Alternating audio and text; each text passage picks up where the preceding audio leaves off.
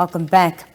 Now, men's mental health is an important issue that deserves more attention. And in this interview, we speak with mental health activist Junior Kavikairua about the activities and progress made during Men's Mental Health Month. Junior, good evening and welcome. Good evening, Nina. Thank you for having me. Thank you for joining us. Thank you. Perhaps you can start by talking to us about, some of the key activities or initiatives that took place this past month to raise awareness for Men's Mental Health Month, which is the month of June.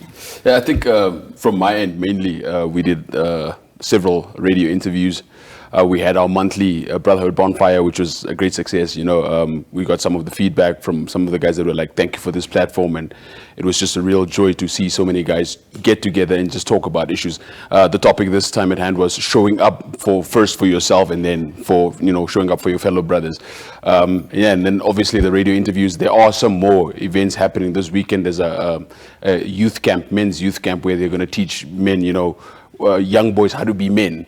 And then, I think that just highlights a few of the events that we sort of saw happening out there. Yeah. Of all the discussions and initiatives that you were part of or privy to, what are some of the barriers, that have come up when you spoke about these issues amongst yourselves that prevent men from seeking help? I think the biggest one that we had to deal with is basically stigma, both from men and women alike.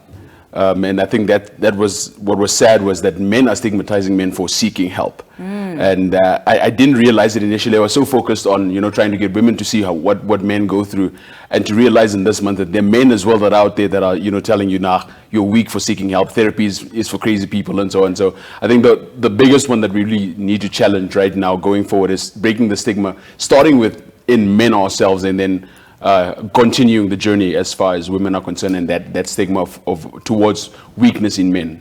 Yeah. Speaking of women, one of the things you touched on during this month of awareness on your social media platforms was how women contributed to men's mental health struggles. Please reiterate your sentiments on this. Yeah, look, Nina, the biggest one has been obviously men don't open up to women or in general, because generally women tend to use our vulnerabilities against us.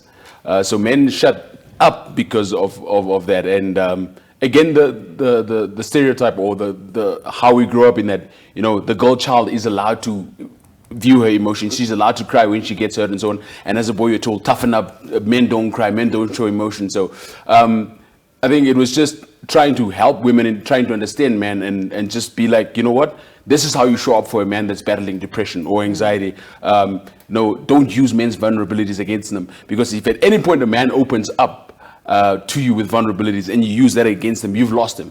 He's never going to trust you again. He might be around, he might talk to you about certain things, but he's never going to trust you again with his vulnerability. So it was just really about, and I reiterate, it's not just women. Men are doing this. I realized recently, again, men are doing this to each other, but in just trying to help women, because naturally women are nurturing. Yeah. So, but they don't, in nurturing, they nurture to a child. How do they nurture a man? Right. Yeah. So one of the messages I really try to get across is that, remember, the first love of a man from a woman was his mother. It was nurturing. And that's what we look for in our women in growing up. And you don't get that. And it hurts us when you see you show up for a son like that, but you can't show up for us like that, and that's essentially what we're after. Yeah. One of the important aspects is where to seek help. Yeah. And as you mentioned, even men stigmatize their fellow brothers for seeking help. So it's important to have these safe spaces. Where and what are some of these safe spaces, Junior, where men can go to get help or the support that they need? Look, again, I realized as well during this month that men are not going to go to hospitals, to social workers and so on. So we are trying with a lot of fellow brothers, trying to create platforms of brothers showing up for brothers. As I said, there's a stigma that therapy is for crazy people. So we are trying to create spaces like the Brotherhood Bonfire sessions where we can encourage brothers to seek therapy by talking to normal people like myself that is not a qualified therapist, but has dealt with this stuff, has sought the help of therapy. So we are trying to create avenues like I said, the Brotherhood Bonfire sessions and individual sessions with myself, But you can always, like I said, hospitals for social workers, private therapists and so on. I'm at a point where I tell friends and people are like, I will even pay for your first session if I have to. So I think essentially what we need to break is also that stigma by showing them that normal people. I always ask, do I look like a weak guy to you? You know, but I do therapy. You know, so again, it's just, I think we need to create more men talking to men, brothers for brothers. Yeah. I call it from men for men.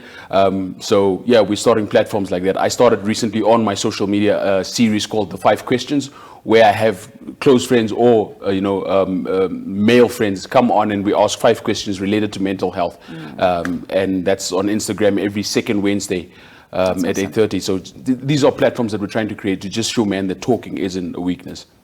Just lastly, Junior, your final words to your fellow brothers watching tonight as we round off Men's Mental Health Awareness Month. Yeah, I shared, so one of the things that we also started, which I forgot to mention, Nina, was that we started a segment on Fresh FM, the Fresh Breakfast with NSK and Shekwan, which is called The Magents, every Wednesday, where I get a section to just encourage the guys and talk about mental health in men. So, and what I shared this week was, you know, to all the brothers out there, I see you, I respect you, and if nobody has told you recently or ever in your life, I am proud of you, and do not give up. If you feel like giving up, reach out for a brother. We're here for you, and we will fight with you, and let's just keep on keeping on.